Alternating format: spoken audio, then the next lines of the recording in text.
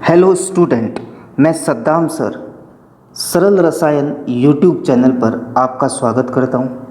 हमने अपने previous video lecture में हेलो एल्केन का जनरल इंट्रोडक्शन, उसका classification, nomenclature, method of preparation and physical property और केमिकल प्रॉपर्टी की कुछ टॉपिक पढ़े थे। आज हमारे केमिकल प्रॉपर्टी का जो लास्ट टॉपिक है वो हमें पढ़ना है, और वो जो टॉपिक है वो है topic number 4, reaction with metal और फॉर्मेशन ऑफ ऑर्गेनोमेटेलिक कंपाउंड।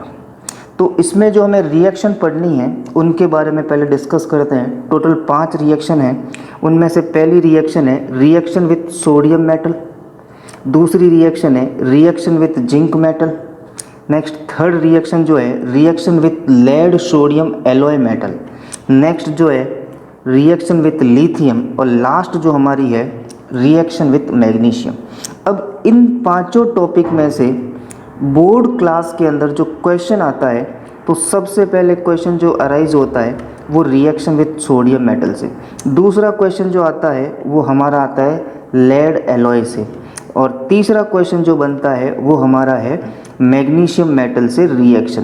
तो ये 3 टॉपिक जो है हमारे इम्पोर्टेंट टॉपिक है।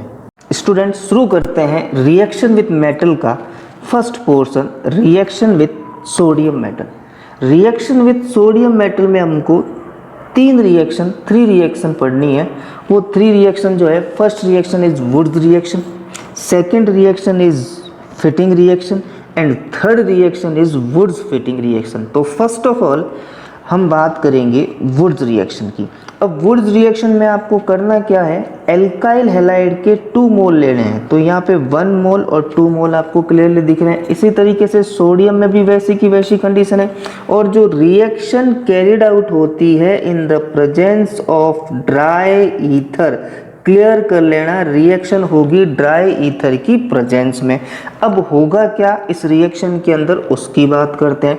तो सबसे पहली फुर्सत में सोडियम को जहां कहीं पर भी ज़्यादा इलेक्ट्रोनेगेटिव एलिमेंट दिखे वो उससे जाके जुड़ जाएगा और क्या निकाल देगा, सोडियम हैलाइड निकाल देगा। इफ X की जगह क्लोरीन जुड़ा हुआ होता तो सोडियम क्लोराइड निकलता। इफ X की जगह ब्रोमीन जुड़ा हुआ होता तो सोडियम ब्रोमाइड निकलता।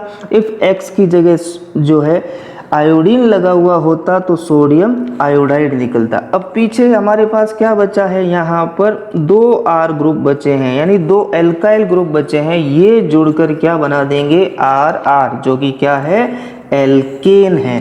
तो क्लियर हो गया होगा क्या होता है कि when 2 mole of alkyl halide treated with sodium metal in the presence of dry ether formed alkane, the reaction is called Woods reaction। Clear है आपको इसके बारे में? बिल्कुल, मेरे हिसाब से क्लियर हो गया होगा। अब हम बात करें आगे कि ये जो वुड्स रिएक्शन है, ये वुड्स रिएक्शन ड्राई ईथर की प्रेजेंस में हो रही थी। अब वुड्स रिएक्शन ह्यूमिड ईथर की प्रेजेंस में हो। ह्यूमिड ईथर का मतलब क्या है कि यहाँ पर जो है ईथर के साथ साथ क्या प्रेजेंट होगा, वाटर मॉलिक्यूल प्रेजेंट होंगे। तो रिएक्शन करवाएं एल्काइल हैलाइड की सोडियम से किसकी प्रेजेंस में, ह्यूमिड ईथर की प्रेजेंस में। तो क्या प्रोडक्ट बनता है उसके अंदर देखते हैं। तो सबसे पहली बात यहाँ पर यह आती है कि सोडियम और वाटर जैसे ही एक दूसरे के कांटेक्ट में आएंगे क्या हो जाएगा, NaOH बाहर निकल जाएगा, यानी सोडियम हाइड्रोक्साइड बाहर निकल गया। अब पीछे क्या बचे हमारे पास, जो 2 H बचे वो किस फॉर्म में निकल गए, H2 की फॉर्म में निकल गए। यानी रिएक्शन का फर्स्ट स्टेप हुआ, उस फर्स्ट स्टेप के अंदर जो है 2 मोल ऑफ NaOH या सोडियम हाइड्रोक्साइड निकला। अब सोडियम हाइड्रोक्साइड जो होता है एक स्ट्रॉन्ग बेस है। ये स्ट्रॉन्ग बेस किससे रिएक्शन करेगा, सीधा जाके एल्काइल हैलाइड से रिएक्शन करेगा। और पहली फुर्सत के अंदर ये क्या करेगा, ये सोडियम इलेक्ट्रोनेगेटिव एलिमेंट से जुड़कर सोडियम हैलाइड जो है बाहर निकल जाएगा। अब नेक्स्ट कंडीशन बची हमारे यहाँ पर जो है, एक तो बचा है R और दूसरा बचा है OH। तो क्या निकल गया, ROH निकल गया इसमें बाहर। तो रिएक्शन के बाद हमारे पास जो प्रोडक्ट बनता है वो कौन सा बना है, यहाँ पर एल्कोहल बना है। तो क्लियर हो गया आपको इसके अंदर क्या कह रहा हूँ कि जब भी ह्यूमिड ईथर लेंगे तो एल्कोहल बनेगा। क्यों बनेगा? क्योंकि ह्यूमिड ईथर के अंदर वाटर होता है और वो वाटर सोडियम से रिएक्शन करके सोडियम हाइड्रोक्साइड बनाता है और सोडियम हाइड्रोक्साइड जो है सीधे ही एल्काइल हैलाइड से रिएक्शन करके एल्कोहल का फॉर्मेशन करता है। इस कारण से यहाँ पर एल्कोहल का फॉर्मेशन होता है। तो इस तरीके से देखें तो वुड्स रिएक्शन में क्या होता है कि इफ ड्राई ईथर यूज्ड करते हो तो एल्केन प्रोडक्ट की फॉर्म में ऑब्टेन होता है।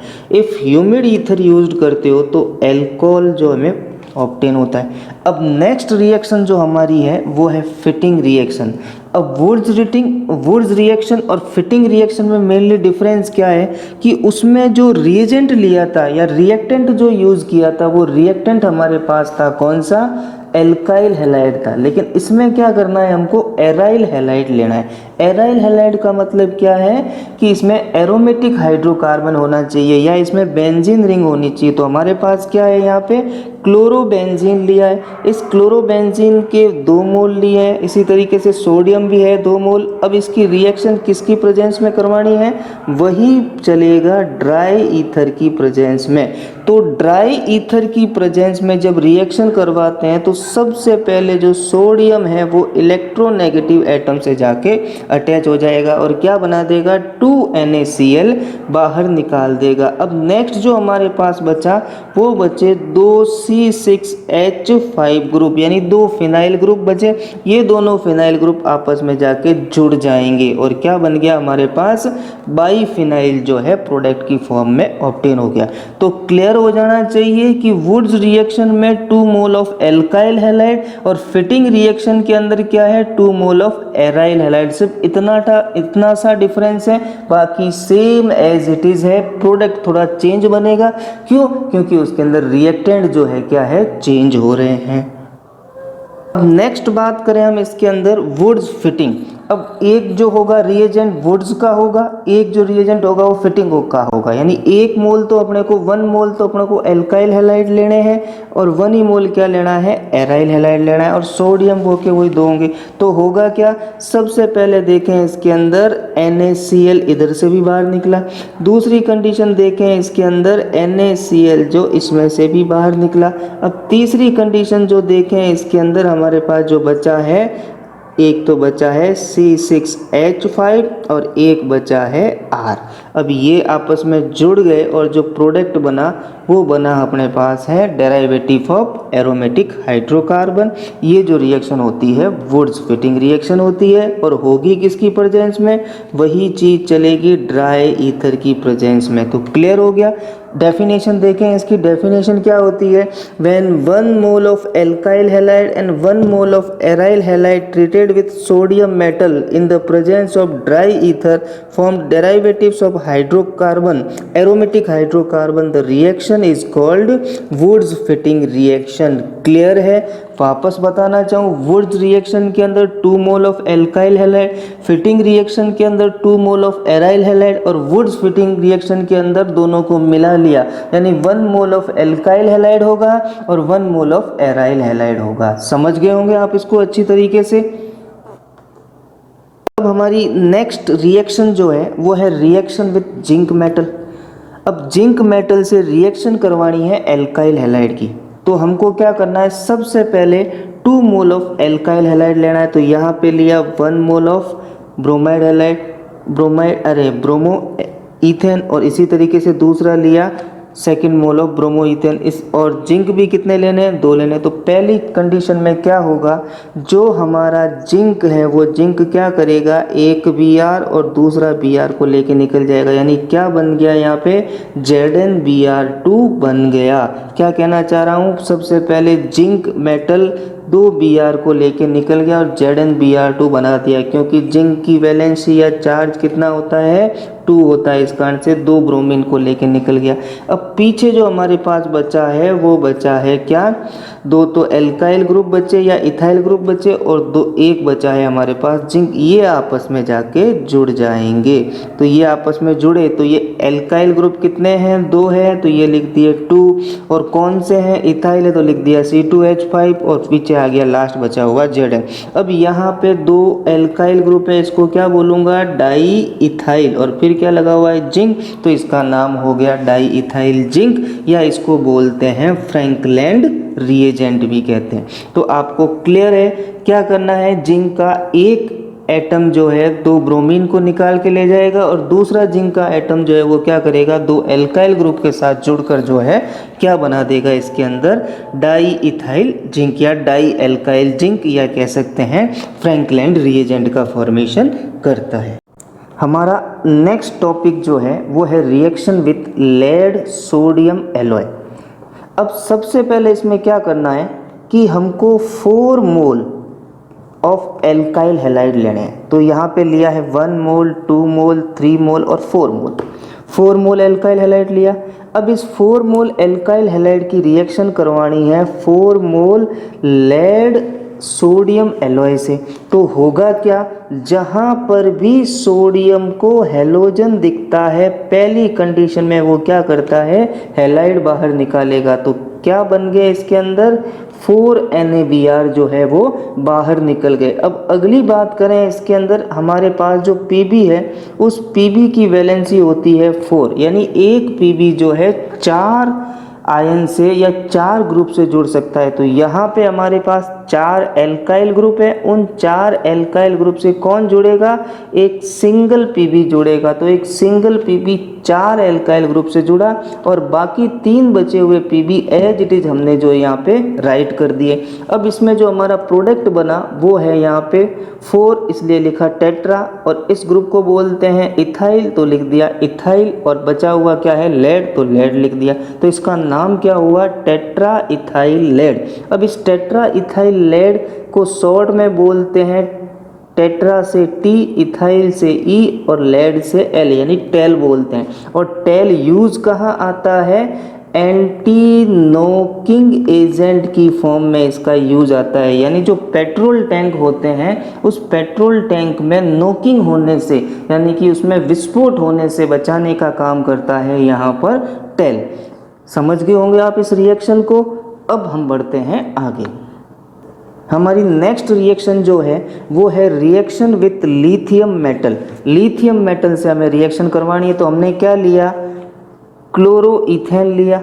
उस क्लोरोइथेन की रिएक्शन करवाएंगे 2 मोल लिथियम से। तो सबसे पहले लिथियम एक मेटल है, मेटल किससे जाके जुड़ेगा, नॉन मेटल से। तो लिथियम का एक मॉलिक्यूल या 1 मोल Cl से जाके जुड़ गया और क्या निकल गया, LiCl इसके अंदर बाहर निकल गया। अब पीछे क्या बचा, लिथियम का जो है 1 मोल पीछे बचा है, वो 1 मोल क्या करेगा इसके अंदर, हम देखें इसके अंदर, तो 1 लिथियम का जो एटम बचा है वो किससे जाके जुड़ेगा, C2H5 से जाके जुड़ेगा और क्या बना देगा, C2H5Li। तो इसको क्या बोलते हैं, इथाइल लिथियम बोलते हैं। तो ये जो कंपाउंड बना हमारे पास वो है इथाइल लिथियम। अब कंसीडर हो गया होगा क्या कहना चाह रहा हूँ इसके अंदर, कि लिथियम के 2 मोल लेने हैं और एल्काइल हैलाइड के 1 मोल लेने हैं। पहली कंडीशन में क्या होगा, 1 लिथियम Cl लेके LiCl के फॉर्म में बाहर निकल जाएगा। दूसरा Li जो बचा, जो लिथियम जो बचा है वो एक एल्काइल ग्रुप लेके क्या बना देगा, इथाइल लिथियम या एल्काइल लिथियम का फॉर्मेशन